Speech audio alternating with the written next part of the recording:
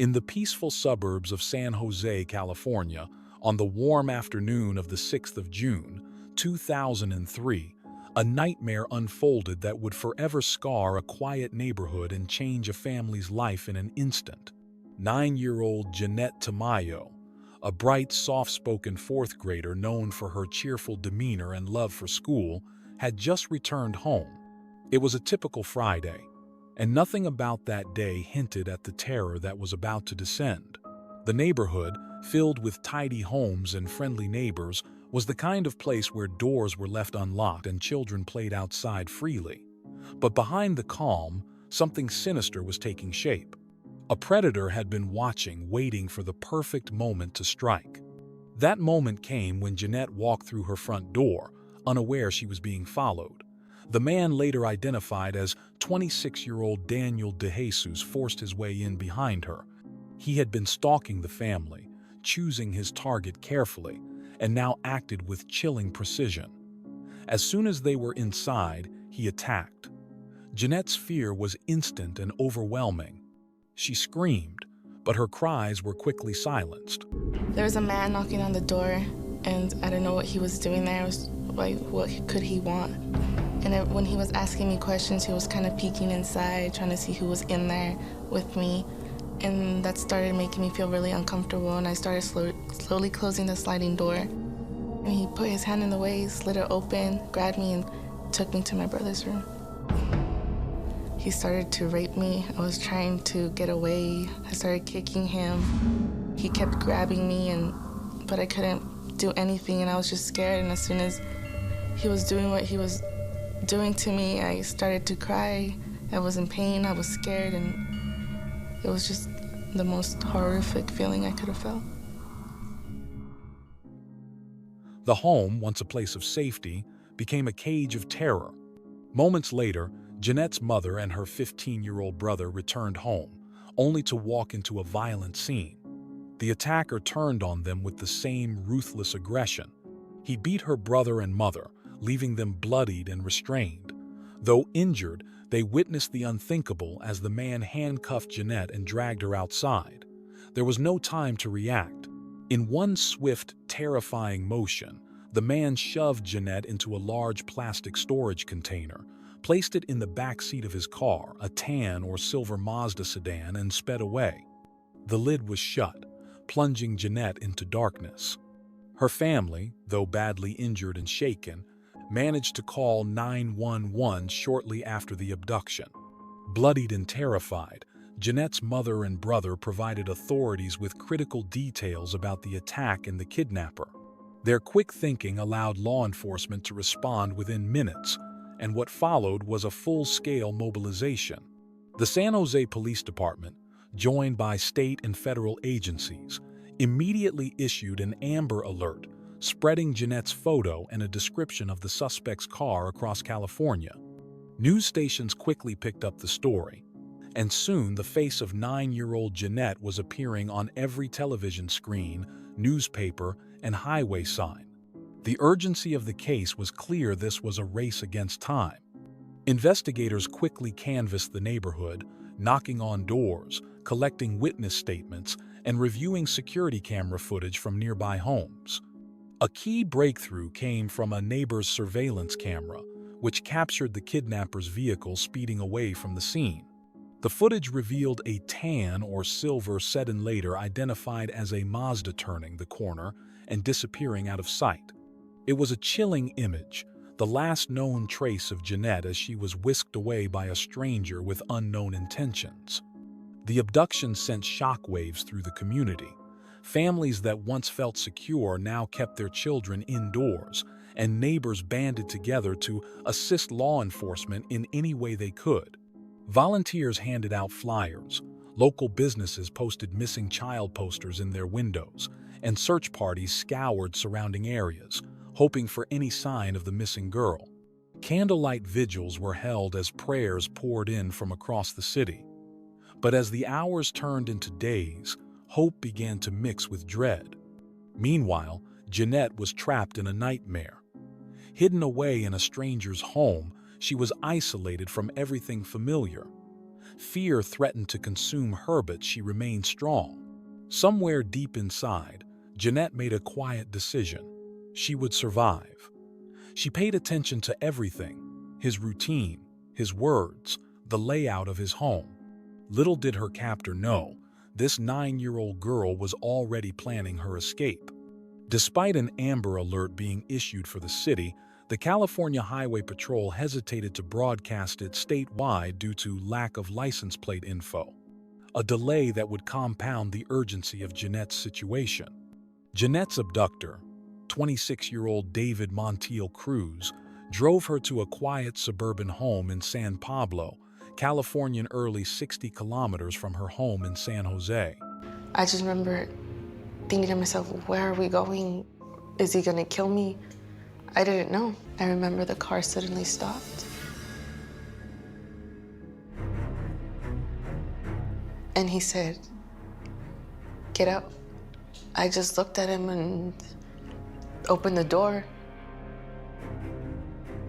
He grabbed me by my hair and pulled me towards his face, and he said, "If you tell anybody who I am or what I did, I'm gonna come back. I'm gonna kill you. I'm gonna kill your family." From the outside, the house appeared ordinary, nestled on a peaceful street where no one would suspect the horrors taking place inside. Once inside, Cruz took Jeannette upstairs to a small, isolated bedroom. He handcuffed her to a radiator, leaving her with little room to move. The door was kept shut, the blinds drawn. Jeannette was completely cut off from the outside world, alone, terrified, and at the mercy of a dangerous man. Over the next 48 hours, the little girl endured a nightmare no child should ever face.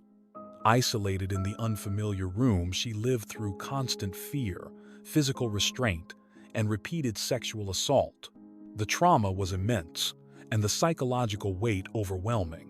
But Jeannette's spirit remained unbroken. Despite her fear, she stayed alert. She quickly realized that her survival might depend on her ability to stay calm and think clearly. While Cruz believed he had full control, Jeannette began paying attention. She listened carefully to what he said, picked up on clues about where she might be, and took note of his habits. He told her his name, dropped hints about nearby locations, and even mentioned a phone number. Jeannette remembered everything. She wasn't just enduring, she was preparing. She knew she couldn't overpower him physically, but she could outsmart him. Jeannette began to act cooperative, trying to lower his guard. She responded when he spoke, tried to seem compliant, and waited for the smallest window of opportunity. Her mind, though burdened with trauma, was focused on survival. In the darkest hours of her captivity, Jeannette displayed incredible bravery. Her strength didn't come from physical power, but from resilience, intelligence, and a deep will to live. She wasn't just surviving, she was planning, and that plan would eventually bring her back home. Key to Jeannette's survival was a remarkable lion crafted not out of deceit, but pure survival instinct. She told her captor she had asthma, a chronic condition that required her to use an inhaler regularly. It was a bold and clever move for a 9-year-old girl in such a terrifying situation. Jeannette reasoned that no kidnapper would want to be responsible for a sick child who might suddenly stop breathing.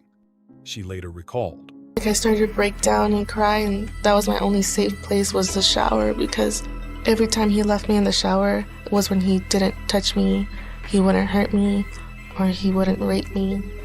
And the news again, my cousin was talking to me through the news. She was saying, "Jeannette, if you can hear us, just know that. Be strong, girl. We're looking for you." She was like, "Just don't give up." That gave me hope. That gave me the strength. Either I'm going to fight to get out of here or die trying. She used her own vulnerability as a shield, playing into Cruz's fears and uncertainty.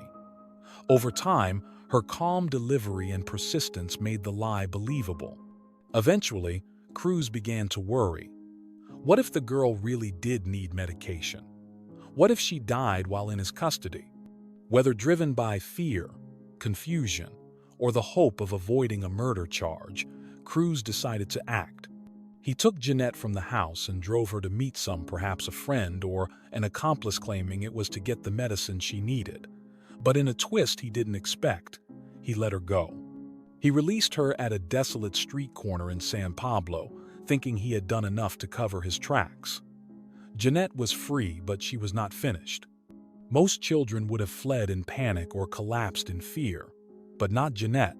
And I remember running to an aisle and just crying, but I wasn't crying because I was sad. I was crying because I was so happy. I was happy and I was afraid, and I was just all kinds of emotions in one. And I remember the gentleman that was behind the counter looking at me and asking me, "Are you okay?" And I told him, "No." She said, "Let me use the phone." I said, "Okay, here's the phone." When she started dialing the phone, she was panicking, scared. She don't know how to dial the number. And he picked up the phone and I said, "Please don't call the cops." And I started crying. He was asking me, "What's your name?" I said, "Jeannette." And then he said, "You're the little girl from TV." She stayed focused. Instead of running blindly, she took in her surroundings. She memorized street signs, buildings, and the direction crews had driven. Every detail mattered. When she was finally able to flag down help and police arrived, she gave a detailed description of the house, the neighborhood, and even the exact route crews had taken. Her composure and razor-sharp memory turned the tide. Thanks to her brave actions, police were able to locate the home where she had been held. David Montiel Cruz was arrested shortly afterward, ending a terrifying ordeal. Jeannette's courage didn't just save herself, it ensured justice was served. Cruz's arrest was swift. Jeannette's vivid recall of street intersections, turns, and landmarks sealed the case. Labeled as both the surviving victim and the key eyewitness, she testified in court and helped ensure justice prevailed. In 2004, David Montiel Cruz stood trial for a series of horrific crimes: kidnapping, sexual assault, false imprisonment, torture, and multiple counts of child molestation.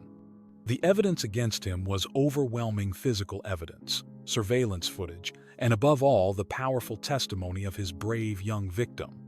Jeannette Tamayo, just 10 years old at the time of the trial, took the stand and recounted the terrifying details of her abduction and captivity.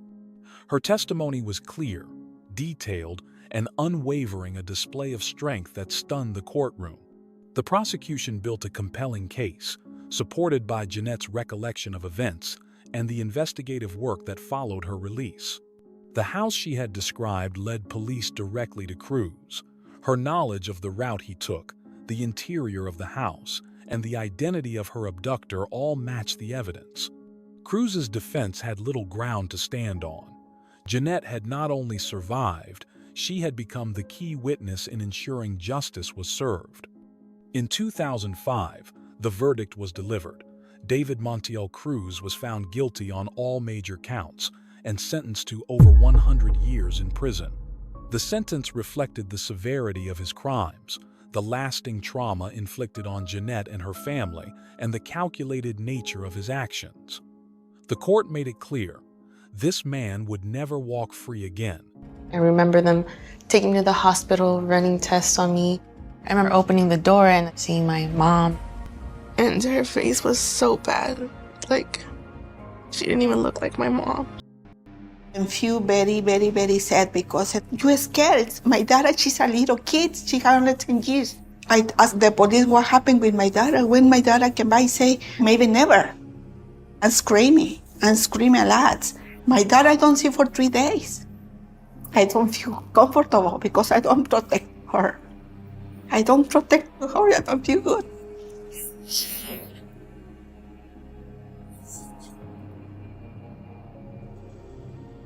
I think she touched my mom's face. She said, "You're hurt."